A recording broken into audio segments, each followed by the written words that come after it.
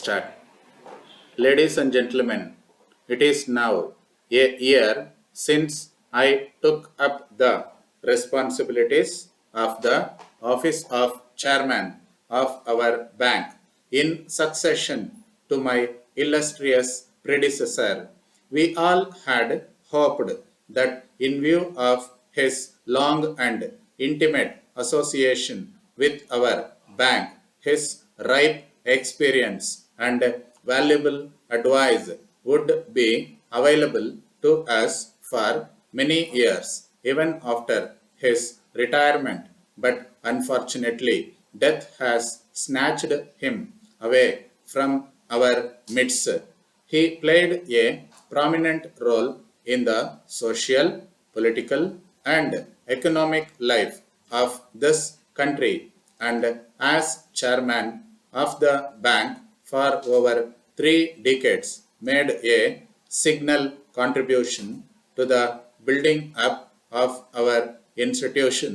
To us in the bank, the grief is all the greater as earlier during the year, two of our senior directors who had rendered their valuable services to the bank for many years also passed away. We all mourn their loss and we shall greatly miss their wise counsel and guidance. To the family members of all the three, we extend our deepest sympathy. Although it is too early to assess the working of social control, there is enough evidence to show that the banking system has already attuned itself to the new environment. As a necessary consequence to the introduction of social control, the National Credit Council has been engaging itself in the study of the problem of equitable and purposeful distribution of credit resources. To this end, it has already laid down certain board target for the enlargement of bank credit to the priority sectors of the economy, namely agriculture, small scale industries, and export. As a result, the Reserve Bank have also fixed individual targets for various banks. It has further been recognized as a major objective of national policy that there should be a rapid extension of the banking network to the rural and underdeveloped areas so that economic growth may be more evenly balanced throughout the country.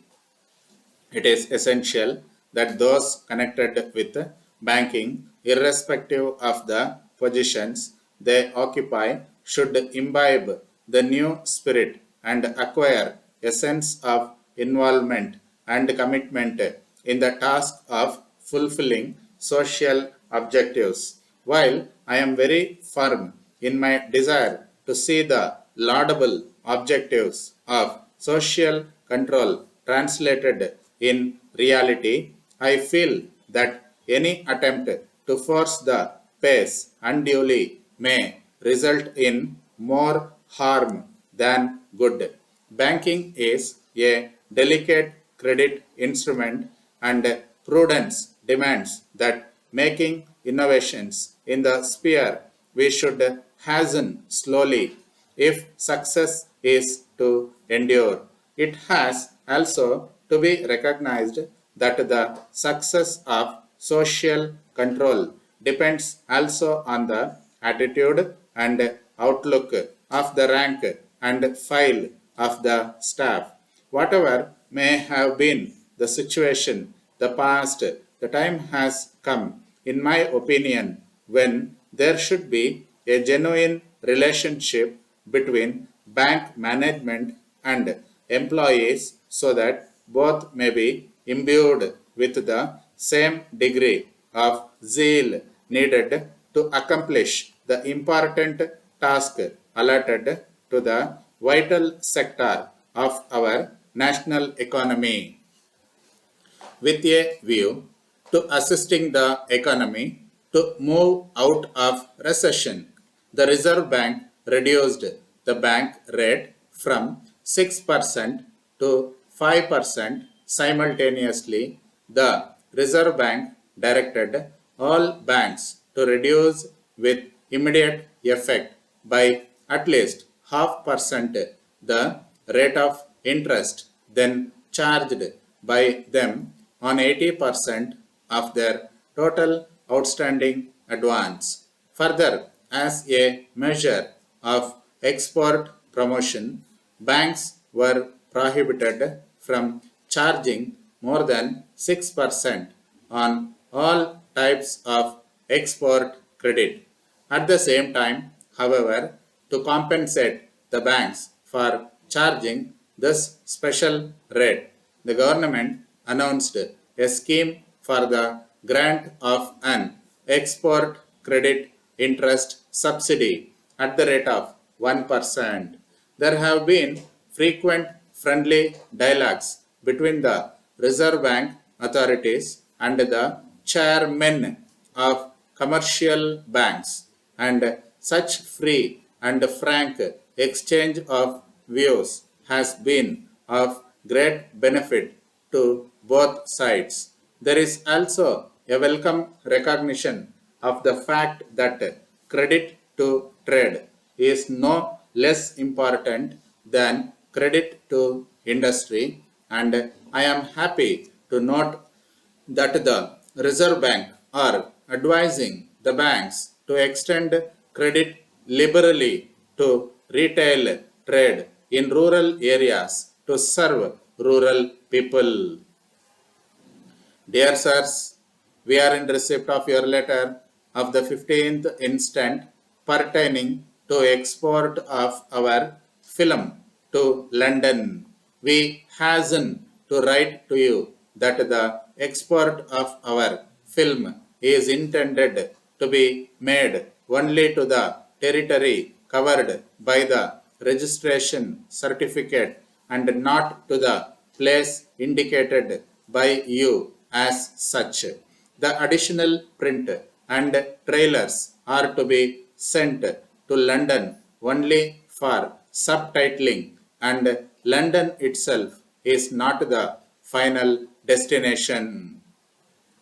Regarding the price, you will please note that only after several rounds of talks and repeated negotiations with the concern, we have been able to obtain the price quoted already, which we consider to be the maximum that could be obtained under the present circumstances.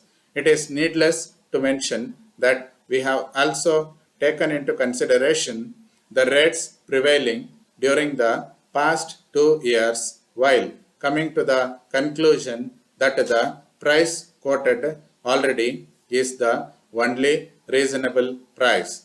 We would like to state that the concern which has signed the contract with us is a reputed and regular buyer of Indian films and has always been reasonable in this respect.